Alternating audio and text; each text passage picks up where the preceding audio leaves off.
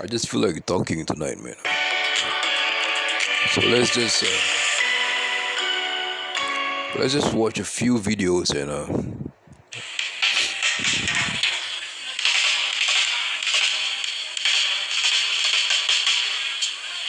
yeah, I mean if you listen earlier on to what I was recording.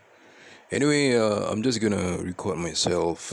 It's kind of like my own self podcast or my own self whatever you want to call it, a diary, vocal diary, or my own memory before I forget anything. You know, I just feel like I think talk about the things that I've been through, man. Before I forget them. So earlier on, I was talking about yeah, I was 18 years old, fresh out of high school. So from 18 back from 18, 17, 16, 15. So I started playing the drums when I was 14. So when I first got into what do you call that? Over here we call it a secondary school, man. Over there I think it's high school, yeah. So when I got into high school, we had to choose like extra curricular activity and ECA apart from studying. Like your side thing, your what do you call it? Yeah, they call it the ECA, the extra curricular activity. So I was like before high school, I was playing. I was in a soccer team. I was pretty much doing a lot of sports. So to me, it's like playing soccer. Like I said earlier on, was like nothing, man. You can just call me up and like okay. And my position in soccer is like in football. I'll play defender. Cause I'm tall and I was like pretty much bulky at that time. So I was always a defender back then. And soccer was like nah. I didn't want to join the soccer team, because I had an interest in music, and at that time I was learning guitars. I was intrigued by the drum set and everything. And my dad is a musician. He played the saxophone way back in the 60s. So I guess it was in me. And so when I was 14, I joined the school band. So to cut the whole story short, I had to learn music notes and everything. And it wasn't easy, man. Back then, it wasn't easy for any kid to join the school band, man. I remember the instructor was very strict.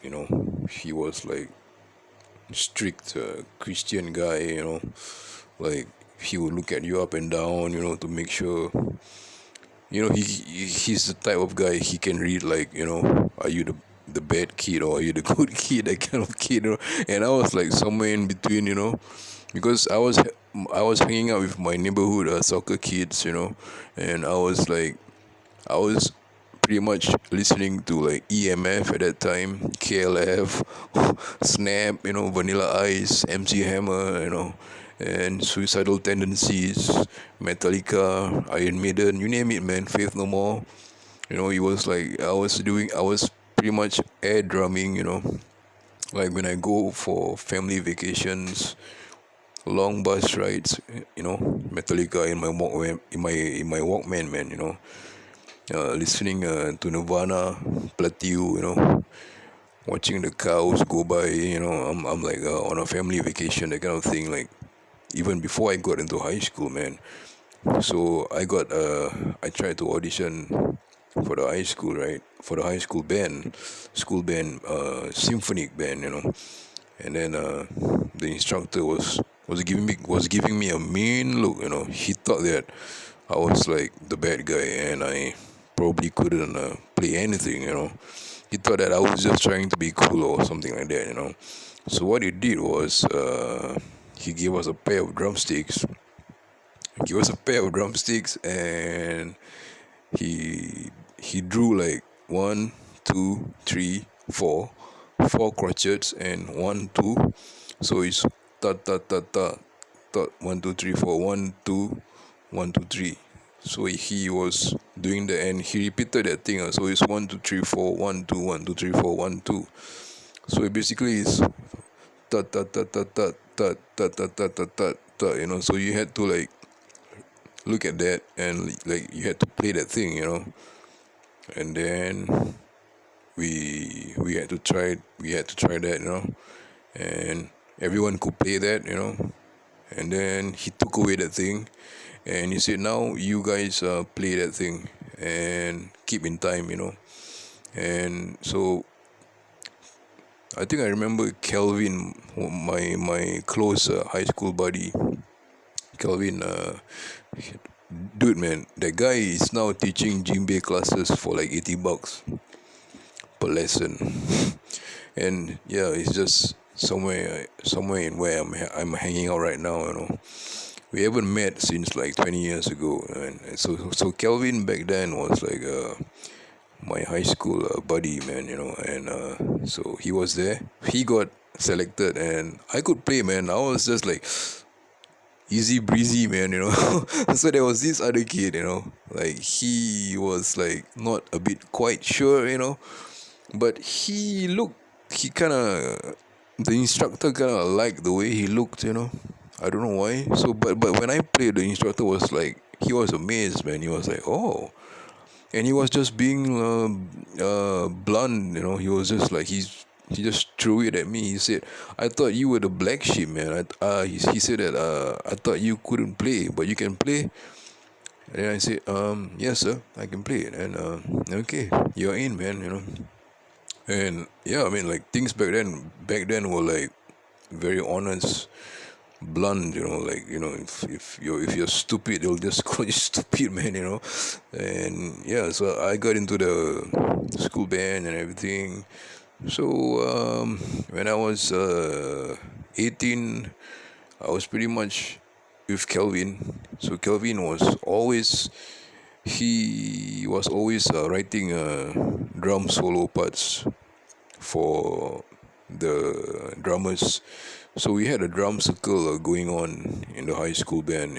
We were just like every Saturday after the whole band finished practicing, we would stay back and like do like drum solos, like try to do something, like for sports day, or if there's an event coming up, so we had to like do like some drum solos and everything, and from then on, me and him, we were tight buddies, man. And the three other guys, and but me and him, we were the ones that kept the whole thing going on, man. The rest of the guys were just uh,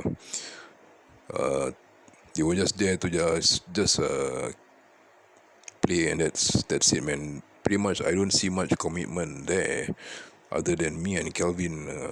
Like we were like listening to the same shit, man. Like Dream Theater. He was into Dream Theater a lot way back when he was 16, 15. He was introducing me to Dream Theater, because his brother was a grade 8 guitarist from Yamaha. So he was listening to all the stuff, so he got into all those serious stuff. So he got me really serious into music, So by the time I was 18, I was thrown into I got selected for the percussion group, right? And then these guys, they came to Singapore and play, and let's check them out, man. Yeah.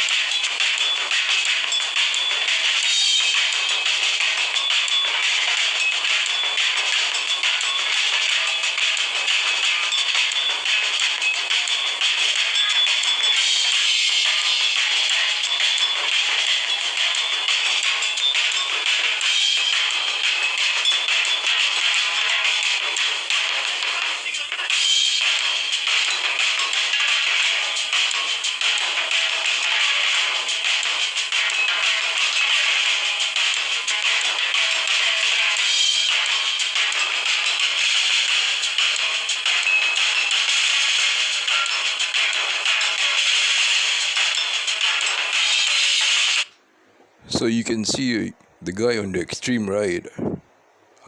He's playing the timbales, but it's like a snare drum, but it's fine tuned to the perfect pitch of a timbale, that kind of thing. So he's the leading guy. He will give a few like call, and the rest of the guys will like break into like boom boom boom boom boom. But you have to hear for his call to be like dun dun dun dun dun. Then we go boom boom boom boom boom boom boom boom. So Calvin was my friend. He was always on that thing, and I was the one on the extreme left. On the extreme left, on the snare drums. And the three other guys was one of my friend, Roland. He was playing the big ass bass drum, which is called the surdo, and he was doing like tum, tum, tum, tum, tum, tum, tum, tum, tum, tum, tum. So it was very easy, man. It's pretty much just samba beats. So this was back in 1996, 97, yeah. And like I was saying earlier on, I got handpicked to join the Heartbeat percussion band, which at that time, if you were a kid from where I'm from and you got selected for the Heartbeat percussion band, you had a future in music, man. It's there. The choice is yours. And I was selected for that because Kelvin had a connection. Because we were doing all these solos and everything, right? And Kelvin got handpicked. He got he Oh yes, I was the drum major. No, he became the drum major first in '95, and in '96 he nominated me as a drum major. So the two of us were drum majors at that time. So when we were drum majors at that time, we were pretty much exposed to a lot of other kids from other high schools. So we had to do our own thing in a 1 week camp stay. It was at some army camp, but it was a high school drum major camp. So from then on, there were a few music conductors. There was this famous instructor. His name is Said Ibrahim.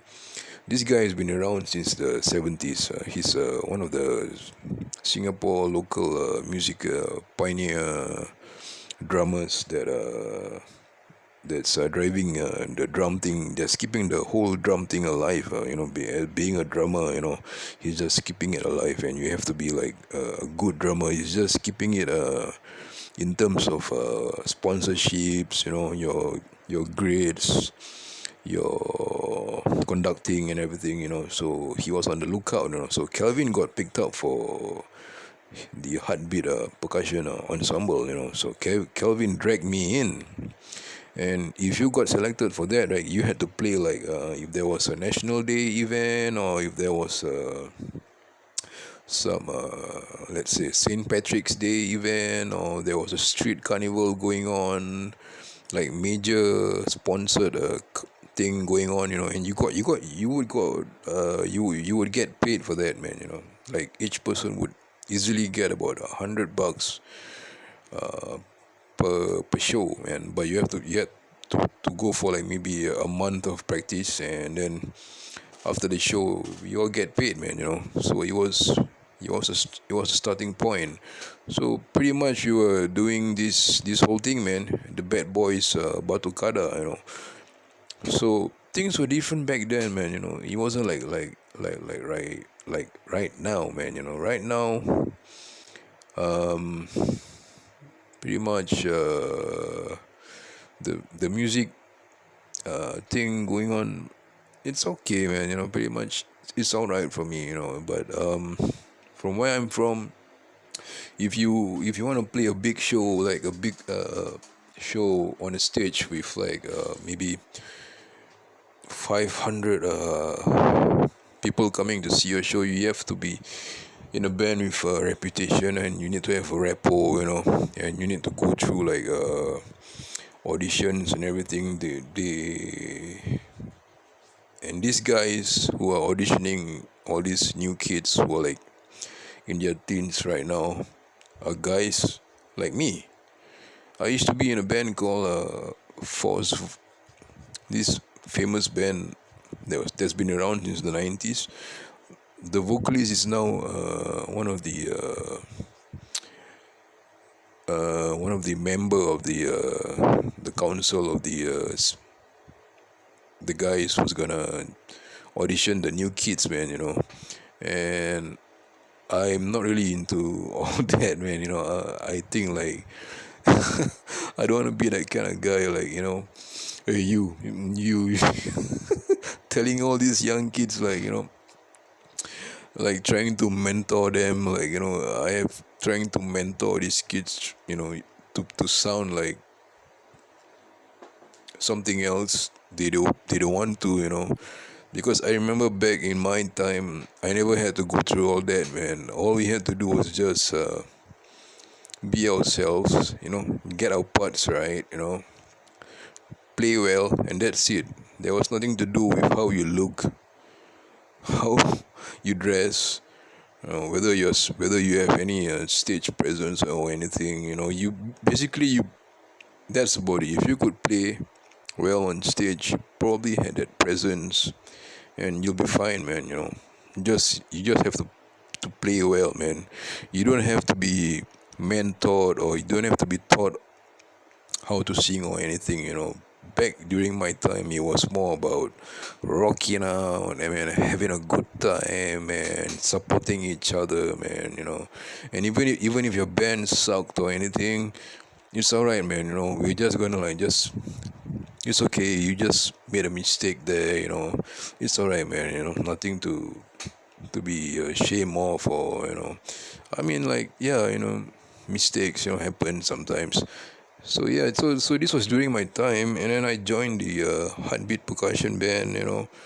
So I forgot to tell you one thing, man. I forgot to tell myself one thing too, man. There was one incident where, yeah, I was telling you I got handpicked to be part of this elite group, where we would be helping out the instructor, Mr. Said Ibrahim, and he would find events in Singapore, like some opening corporate events, just making money. He's just making money, man, and he needs drummers or musicians to be around him for that night. So I got handpicked, for that. And before I got handpicked, I remember this established drummer. I think he's pretty much world famous. Like most drum guys, if you mention his name, Tama. His name is Tama, like the Tama drums, but his surname is Goh, Tama Go. If you Google him, right, you look at the way he play, man, it's legit. You know what I mean? He's a jazz guy. Yeah. So I was brought into a room with like I told you earlier on, there were 10 other guys. It was confirmed that we were gonna be selected, so Tama was just there to finalize the selection and everything. So I remember that afternoon in that room, right? All I saw in that room, right, was kitchen utensils, man. There were pans, spoons, and forks, and like all the kitchen stuff. And I was like, what the hell is going on, man? Are we gonna cook, or are we gonna play drums, man? And Tama was like, he was doing the teacher thing, man. Like, okay, you guys, today you're gonna try something different. As you all know that you've been selected for this part of the elite team to help Mr. Said Ibrahim with his project, and you guys are gonna get paid for this. And he said, today we're gonna try something different. So I want to see your rhythmic patterns, and how unique and how truthfully you can really express yourself using these things that I have right now, because I don't have all the drums whatsoever, and so I was like, okay, so it turned out well, so we, because it was just pretty much 4/4, like, like 1 2 3 4, 2 2 3 4. So all we had to do was just listen to one another and just play a rhythm, and when it's time to solo, just do your thing, and as long as it's in rhythm, as long as it's like, it's not off or on, it's fine, man. Keep it simple and it's fine, maybe do a bit of fancy stuff here and there, and that's it. You're fine. You don't have to like fucking do like a fancy shit throughout the whole thing. No. Just keep it simple, and maybe a bit of flair here and there, a bit of accent here and there, and then it's fine. And then cut it off a bit here and there, you're fine. So I got selected for that. And then during that time, Soundgarden came out with Spoon Man, and I was like, I didn't know.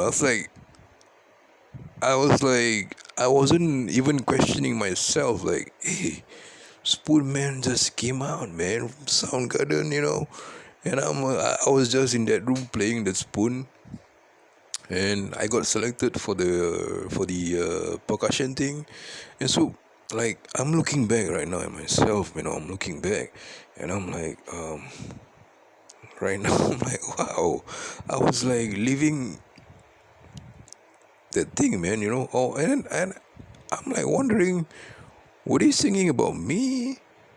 Oh, no, right? I mean, I don't think so, right? Maybe it's just a coincidence, I guess, right?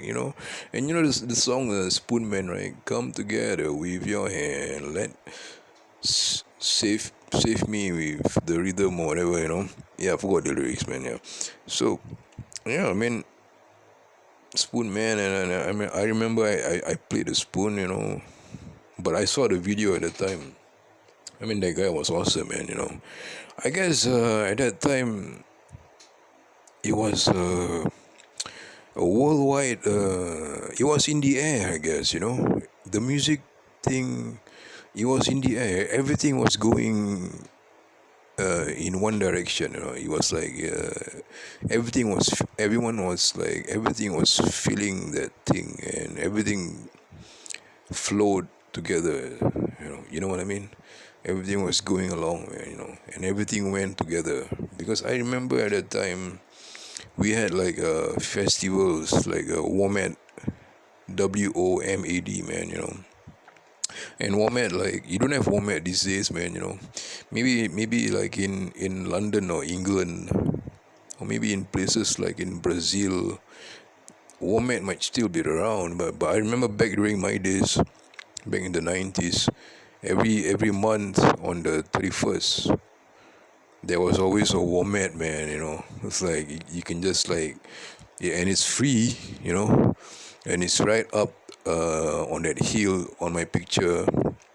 You go up the escalator, but back then there was no escalator. You had to walk a long winding road, like Stairway to Heaven, So once you get up that hill, there's a lot of tombstones by the side, left behind by the Scottish settlers back in the 1800s and everything. But they somehow made that place into an event concert thing going on, but there's like cemeteries all around that place, so whatever, so there was always WOMAD going on at that time, man, and I remember these guys came down, and like we saw them, I was dancing my ass off, man, with like the big Guinness St. Patrick's hat, with my bell-bottom jeans. I mean, as I was telling you earlier on, I was always in like the bell-bottom jeans, in my Underground boots. Underground is actually a brand of boots. You can Google that out, man. It's not Doc Martens, it's Underground boots, man. Like, I know it's like a punk and skinhead boots, but you can actually wear them with like jeans and like still look fine. So I was like dancing around and we were drinking wine, passing the wine around. And back then Dave Matthews was came out with that song. What's the song? Tripping Billies, man. Yeah, man, it was just happening all together at the spur of the moment, man. Everything was just booming at the right time, man. And yeah, so from then on, um, it went well for me, man. I was playing like events, and then the band Spultura. They came out with the second album after the Chaos AD album. They came out with Roots, Bloody Roots, and they infused the the whole percussion thing, the samba thing in that album, and boom, yeah, every kid. I mean, like everyone, every cool kid that I knew started growing dreadlocks, man. But not me, man. It was like too troublesome for me, man. Nah. And my mom would kill me, man, if I had dreadlocks, man. I mean, she wouldn't like it, man. I don't even know how to explain to her what the hell this is. Like, yeah, I mean, like, all the kids started growing dreadlocks and everything, and Spaltra was like infusing samba and everything. So to me, it doesn't matter whether you know the music, or what's important is you were there to support, and cheering, and into the music, and you pretty much into you got your own band and you're just there to support us. What's important is we are friends, and like shout out, hey, what's up, man, hey, that kind of thing. Yeah, just have fun and everything. And yeah, man, I remember back then there was an open space uh, gig every Saturday, man. Bands like Global Chaos, a lot of metal bands. Back then there was gigs every Saturday, man. And I was like on the right path, man. I was in the Heartbeat percussion band. I mean, like at that time I was I was serious about drumming at that time, but I was too young. I was too young to play stuff that are way too complicated for me. I mean, like not like today, man. Today, man, like you have YouTube. You can like watch and like learn any day, or every day. So back then we had no video tutorials or anything. You had to listen. You basically had to sit down and listen. And it's impossible for you to like to play the exact thing that is being produced and mastered. Unless you can find the isolated drum tracks, and if you can get a hold of that, which is impossible back in the 90s. And if you can learn all that, then there might be a chance, or there might be a possibility that you can master it. Or if you are fucking good, man, you can play it. But most kids at that time during my age, 17, 18, like when it comes to like technical stuff like Dream Theater or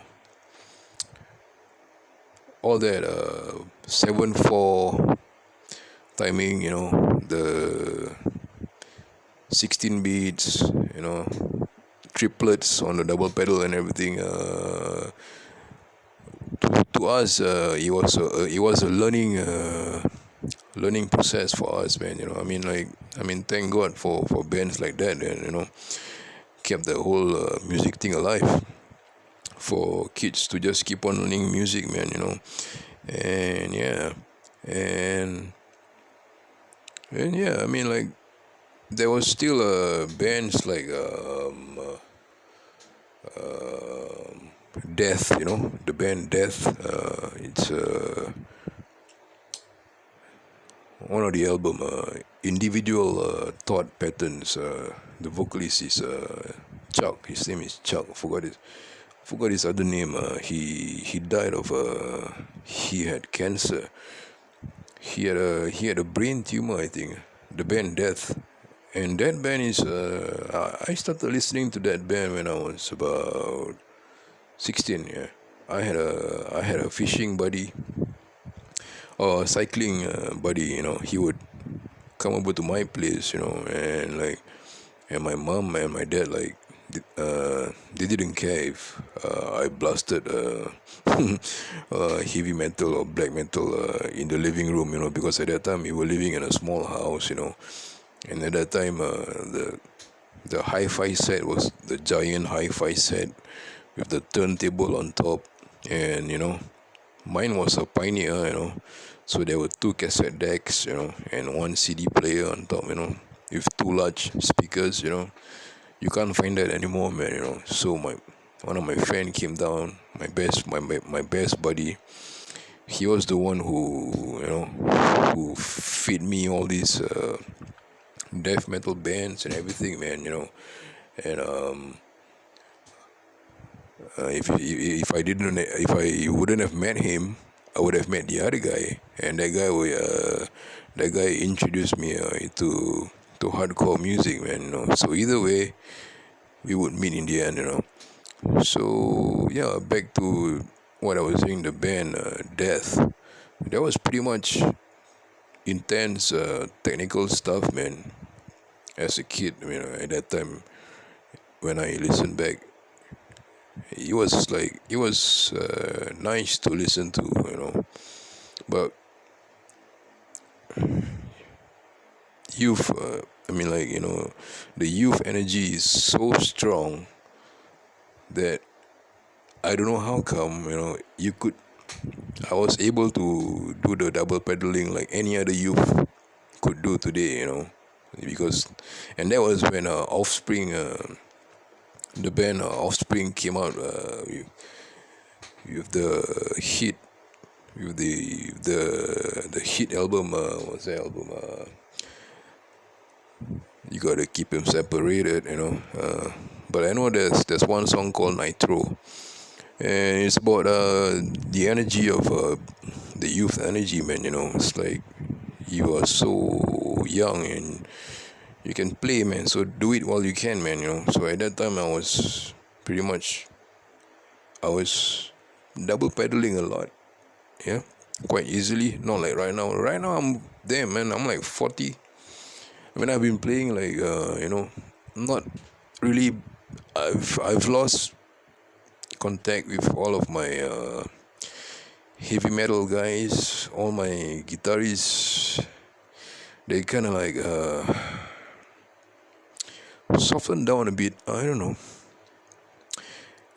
We had a bit of a misunderstanding. Oh no, I went through quite a rough patch in my life. That was when the movie Patch Adams came out. Robin Williams. Yeah, I went through quite a rough patch in my life. Being in a relationship, having a girlfriend. And I was the guy who wouldn't flirt around with other girls or that guy. I would stick to one. He was like, if he was gonna last. I wanted it to, but it didn't last. And fucked me up really bad, man. I kind of like disappeared from the whole scene for a while. I went hiatus. I was supposed to play a big show. I was supposed to open up for this one of these one of the famous bands in Singapore that is very much liked by a lot of teenagers and musicians. At that time, I was pretty much at the peak of like doing Jamiroquai kind of stuff, all that funk stuff, Jamiroquai. I was into the acid jazz. I was playing everything, man. I was into acid jazz. I could play corrosion and conformity, and I was doing the acid jazz thing. And then like I got a show. I played conga for like that band. I had to like there was a lot of thing going on for me, and I was also a salesman for this Italian brand called LSC. It was like this designer brands for kitchen appliances.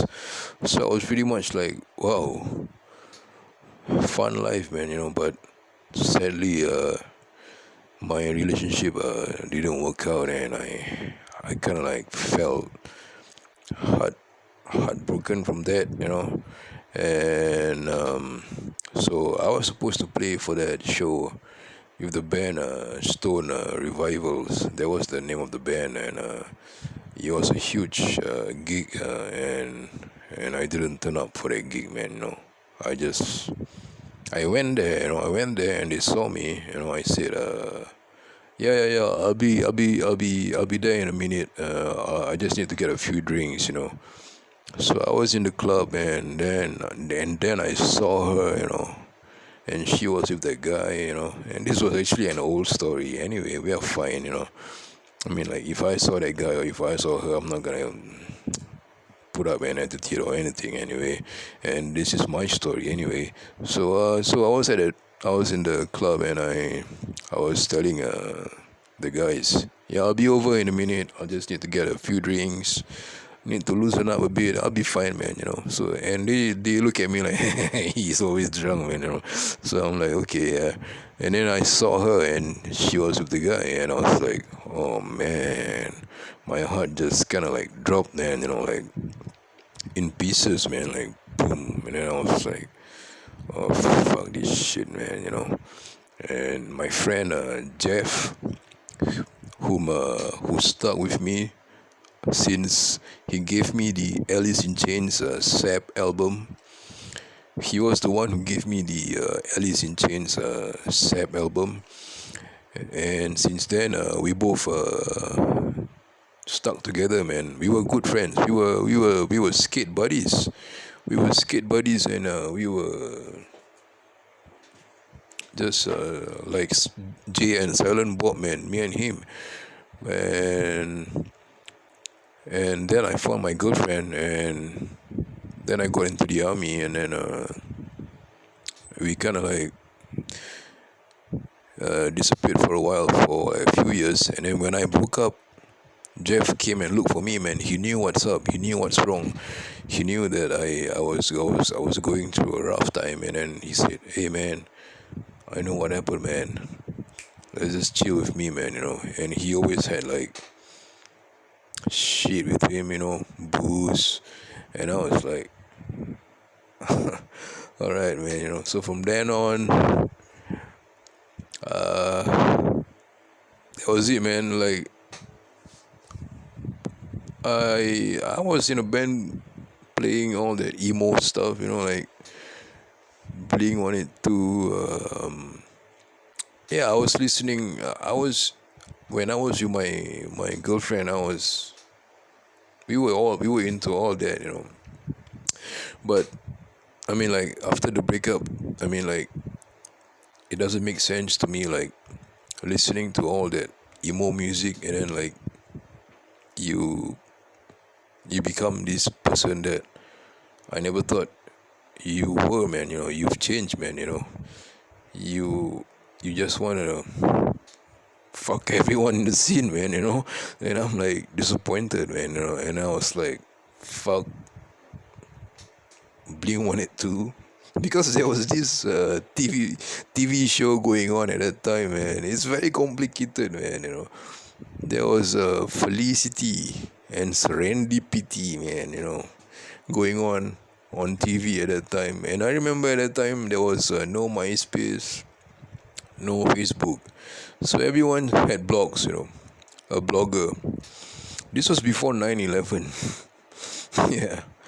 and everyone had a blog, so pretty much everyone was like doing poetry, on blogs, so you type about your day, and you try to be poetic or try to be lyrically creative with your words on your blogs, or you try to be funny, man, or what you do is you just take a camera. At that time, if you had one of those like Sony cameras with the small thing USB port, you can plug it into your laptop, and you can like put a picture of like anything, and people were like taking pictures from movie screens, and like trying to like explain this is what they're going through in their life, and so my ex-girlfriend at that time was heavily into Serendipity and Felicity, man, and that show was crap, man. If you ask me, man, sorry to say, man, but that show was about this girl, and she doesn't know who she wants to be with, And then there was Roswell,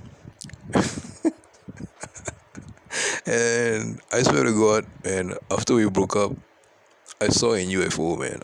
I'm serious, and no one would believe me, but God knows that I saw it, man. I looked up in the sky. There was there were like it was like a clock, like small orange dots. Like it was bright orange, It came out like one, and then after that, it became like a clock, So like there were like small little balls all around, and then when I looked up, I didn't know it was there, It was like a natural instinct in me, Like I knew that something was looking at me, so my instinct was there. So I looked up. When I looked up in the sky, I saw these like orange, small little orange balls circling around, and it went like one round, two round, and like in the third round, it just like whirled really quick, and it just like and it disappeared, man. I was like, what was that I saw, man? And that was it. And after that, I kind of like spaced out, man. I kind of like disappeared. I kind of like ditched everyone, man. All my friends all the frat boys that I hung out with, I ditched them, and it's like because they knew what was going on, but they didn't tell me, man. So I was disappointed. So I was like, fuck them all, man. And so I was pretty much getting into I was getting back into where I left off with my other band, which was Sabbath, Caius, the stoner thing, man, Queens of the Stone Age, Misfits, and I was doing that thing, like the dark guy, and this was even before Donnie Darko came out, man. I'm serious. I swear to you, man. I had my own studio, man. I had my own studio with my old band. I took a picture of myself wearing the rabbit thing, on my head, and then after that, Donnie Darko just came out of that movie, man. I don't know how the hell they got that idea from. Anyway, but I was blogging too, man, and I was blogging really drunk. Every night I was drunk in my room, and I was like Jim Morrison, man, and this was like after the breakup, man, I was just like, I can't even remember what the hell was I typing, man, but it was really some fucking good stuff, man. I wish I still had all those poetries and everything that I wrote, man. It was like some spiritual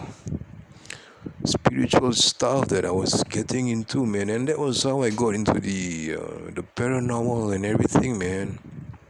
I played the Ouija board. I played the Ouija board since I was like since I played the Ouija board since I was 16 years old, and all that, but nothing happened. I still uh, I still graduated high school, man. I graduated high school, I just didn't went to college because I had to go to the army, man. So because back then, you either go to college first or you go to the army first. You had two choices. So I decided to like get it done and over with the army, and then after that, and see where I would go from there. And college fees wasn't cheap, man. At the time, I probably had to work my ass off, man. Because my dad had retired by that time, and he had spent his retirement money for a new house, and he pretty much spent it all, man. And I was pretty much on my own, and I probably had to work my ass off, man. I mean, having to go to college, or even an art school, and art school was like expensive, man. Back then, it was like there was no grant that sponsored any student who wanted to be in any school at that time. No one would qualify for that, man. You either had to be filthy rich, or you had to have one rich dad to like just just go to school and like come back and be fine, man. So I was pretty much after the army, I was pretty much with my stoner band, man. So I kept the whole stoner thing going, man. So at the end of it, I mean, I was pretty much alone by myself most times, and some days I would go to the studio and like, yeah, I enjoyed. I mean, like, truthfully, I enjoyed Queens of the Stone Age, Kayas. It's because it's about Black Sabbath. It's about being in that really fucked up position you're in life, and you're like trying to make sense, but you don't really know whether it's coming out. But you're drunk, and you're like in certain in an altered state of mind, and like you're searching for something spiritual, or something that you are seeing from the outside, and you're looking into society, and like you are like isolating yourself from everything, and you're like predicting things, man. You're like seeing things in a different perspective, man. And that's one thing I like about stoner music back in the 90s, man. Like I remember there was a stonerrock.com, man. That was a cool website, man. I'm sure I think the one of my subscription Stone Meadow of Doom. Yeah, man, what's up, dude, man? Forgot your name, man. If you're listening, and yeah, man, I'm sure you remember that website, right? Stonerrock.com, man. That used to be a cool website, man. And that was when MP3s came out, man. Yeah, and then Tool came out with 10,000 Days, man. And Rosetta Stone came out, and it was about this guy seeing the alien spaceship in the sky, and like and I was like listening to that album, especially the last part in that song. There was this percussive part. It went like boom boom ka doom doom doom doom doom doom ka that percussive part, man. That was brilliant, man. Then he carry on the drums, and so I was like listening to Tool, and I was like, man, that was like what I saw in the sky that night, man. But I wasn't like abducted or anything. I just saw something in the sky. It just went in a spin. It spun around in a circle. To me, it was as if like it was trying to tell me something, man. It was as if like, okay, this is it for you, man. We're gonna take you somewhere else. You're gonna go on a different path. You're gonna see things in a different view. And boom, that was it. I mean, here I am right now. Yeah, man. I'm like Now there's like spirit boxes. Wow, this is gonna be fun, man.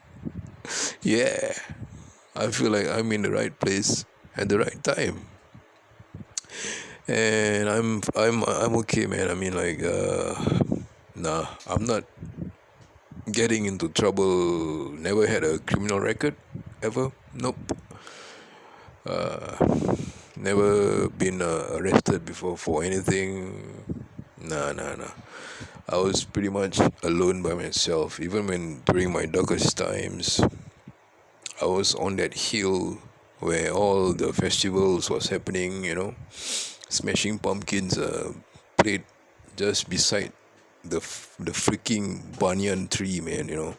And there were vines hanging down on that tree, man. It was fucking awesome, man. I didn't. I went for the gig. I couldn't get the tickets, but I tried climbing on the side of the gate. I just got a glimpse of them, and I was like, wow, man, it fucking looked beautiful, man. It was like the band was on stage, and there was this big banyan tree, man, which has been around probably for like thousands of years or maybe hundreds of years, man. And something about banyan trees, man. In Buddhist tradition, that tree is a holy tree, man. You should never mess around with that tree, man.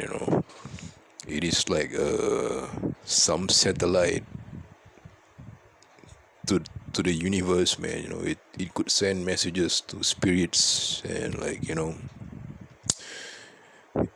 there is something in that tree, man. And there's always a banyan tree in a holy cemetery or burial ground, and usually there would be a king or some legendary warrior or some character who died, buried somewhere, and there's always a banyan tree around that buried places, man. I'm not kidding you, man. You can check it out, man. Around Singapore, you try to figure that out, man. So I saw Smashing Pumpkins playing there. It was like, wow, that was awesome, man. Yeah, I mean, I was pretty much hanging out on that hill a lot every night. Yeah, alone by myself, and I found peace, man, solace, man. And that was during the MySpace days. No, that was after the MySpace days. The MySpace days, I was hanging out with another bunch of kids. We were pretty much doing electronic music, and that's how I met my new friend Nick Tronic. If you are listening in to my whatever I'm talking about right now, okay, I'm still on. Yeah, hi Nick. So that was how I got into the electronic music thing. I was doing stuff on Fruity Loops on my laptop, and I was at that time I was listening to FX Twin. What's the album? The one Phoenix Funk. That's the first song. Analog, yeah, that album, and that album is the one that ticked me off to just spend the whole day sitting on the laptop and just like cut the beats, like slice by slice by slice, just to get to the. And I was doing it like manually, man, because Ableton, the software Ableton, the software wasn't programmed yet, and it wasn't in stores yet, and you had to buy that shit, man. And Ableton was like about freaking $200, $400. Like, who the hell will pay for that, man? And it's either you downloaded that off somewhere or from torrent, your BitTorrent, or from some site, from pirated site, but you need a Keegan crack key, and then you get a Trojan in your laptop, yeah, which you can get rid of using an antivirus, So that was how I got my Fruity Loops, and I was doing my own. I was getting into that electronic abstract sounds. I was getting into noise, doing the electronic thing, like space, like just soundscapes and everything. Yeah, man, And then from then on, I was just pretty much alone by myself, just listening to stuff, listening to music. I wasn't. I lost touch with all my friends, my high school friends. I mean, like they don't know what's happening with me. Where the hell am I? Where was I? No one knew what happened.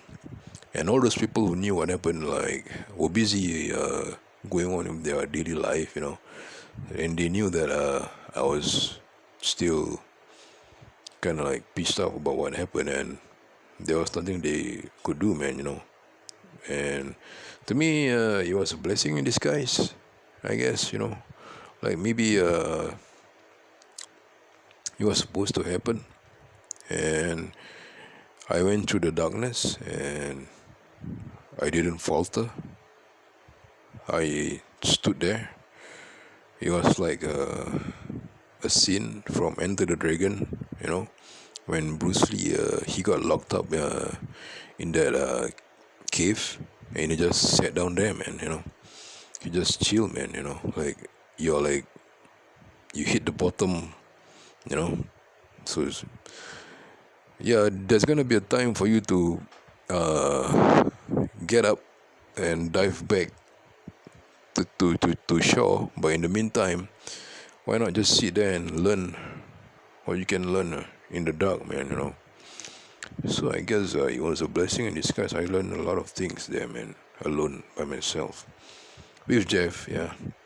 Jeff was fine until he got fucked up and he stole my phone.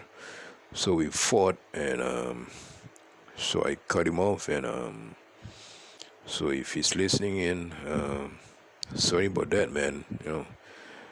I don't like people who steal my things just to get your fix or whatever, So I was alone by myself, and I learned a lot, man.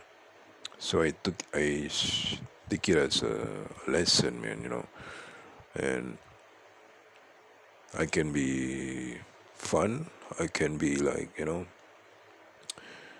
I'm fine with darkness and everything, but I'm okay with being funny and queer.